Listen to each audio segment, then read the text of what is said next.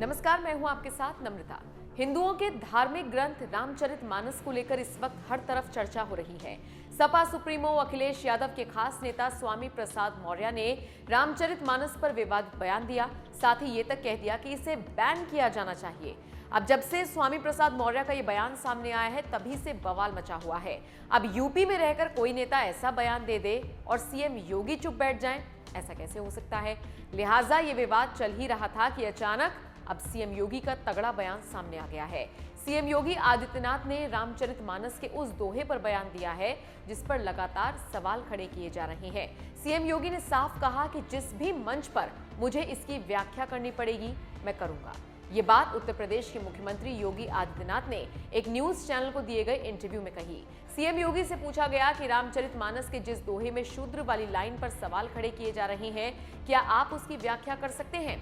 CM योगी ने तगड़ा ऐलान करते हुए कहा, जिस मंच पर मुझे इसकी व्याख्या करनी होगी वहां जरूर करूंगा, लेकिन मैं कह सकता हूं कि विकास और निवेश जैसे मुद्दों से प्रदेशवासियों का ध्यान भटकाने के लिए उस पार्टी की शरारत का हिस्सा है जिसके एजेंडे में कभी विकास नहीं था। सीएम योगी इस इंटरव्यू में यही नहीं रुके, उन्होंने आगे कहा, उनके एजेंडे में कभी निवेश नहीं था, उनके कारण यूपी और यहाँ के लोगों के लिए पहचान का संकट खड़ा हुआ था। वैसे ही कोई पहली बार नहीं जब सीएम योगी ने रामचरितमानस पर चल रहे विवाद पर बयान दिया हो। इससे पहले भी उनका एक बयान सामने आया था जिसमें योगी ने कहा था, रामचरितमानस का मुद्दा इसलिए उठाया जा रहा है ताकि सरकार ने जो विकास किया है उस मुद्दे से लोगों का ध्यान भटकाया जा सके। जिन लोगों का यूपी के विकास में कोई योगदान नहीं है, वो जानबूझकर इस मुद्दे को उठा रहे हैं। योगी ने कहा, उनका पहचान का संकट बना हुआ है, इसीलिए अब रामचरितमानस का मुद्दा उठा रहे हैं। अखिलेश के शूद्र वाले सवाल पर उन्होंने कहा था, मैं उन्हें जवाब दूंगा जब उन्हें मेरे जवाब की जरूरत होगी। जवाब उन्हें देना चाहिए जो जवाब को समझ सके। अराजकता पैदा करने वालों को क्या जवाब दिया जाए? आपको बता दें, योगी आदित्यनाथ पिछले कुछ वक्त से कड़क तेवर अपना रहे हैं।